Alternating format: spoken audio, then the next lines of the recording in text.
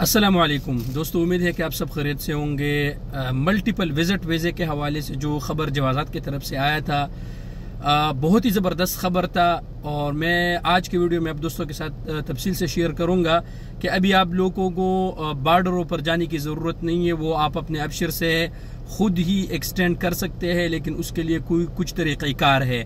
पहले ये होता था दोस्तों कि आप लोगों को बॉर्डर पर जाना होता था, यानी आप बहरीन वगैरह के बॉर्डर पर वहाँ पर जाते, वहाँ से एग्जिट लगाते, उसके बाद दोबारा आप सऊदी अरब एंट्री करते, आपके बहुत पैसे और वक्त ज़ाया होता था।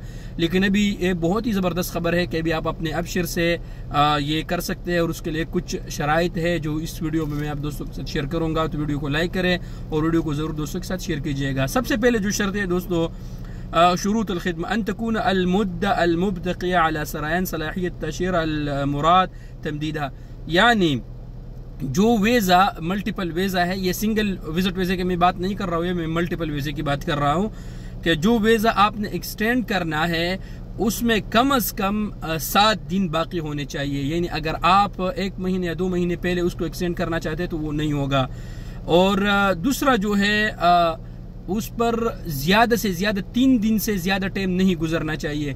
यानी 3 दिन अगर आपका वीज़ा एक्सपायर हुआ और फिर 3 दिन हुआ तो 3 दिन के बाद भी आप यानी 2 दिन यानी 50 घंटे या 55 घंटे उसके बाद भी आप उसको एक्सटेंड कर सकते हैं। अलबत्ता 3 दिन के बाद 4वें दिन या 5वें दिन आप उसको फिर एक्सटेंड नहीं करेंगे, फिर ये आपके लिए मसला बन जाएगा।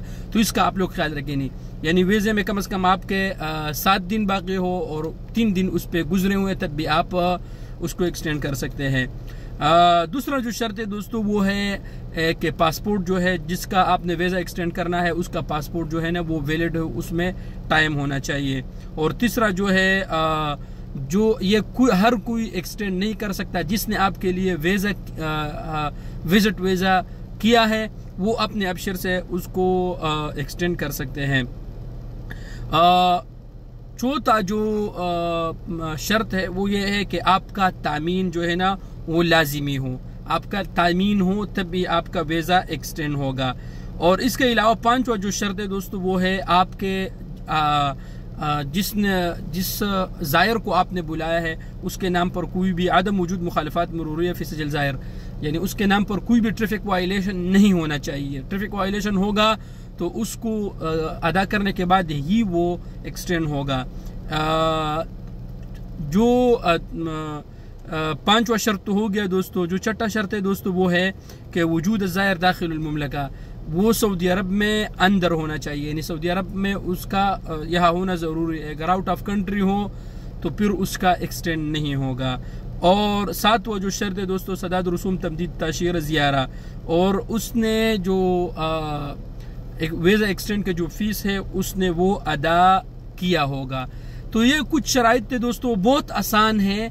अगर इस शराइत पर आप पूरा उतरते हैं तो आप अपने भाई का, अपने जिस भी आदमी का अपने visit visa multiple visit visa निकालना है तो वो बहुत आसान तरीके से वो आप उसको फिर एक्सटेंड भी करवा सकते हैं अपने अबशर से।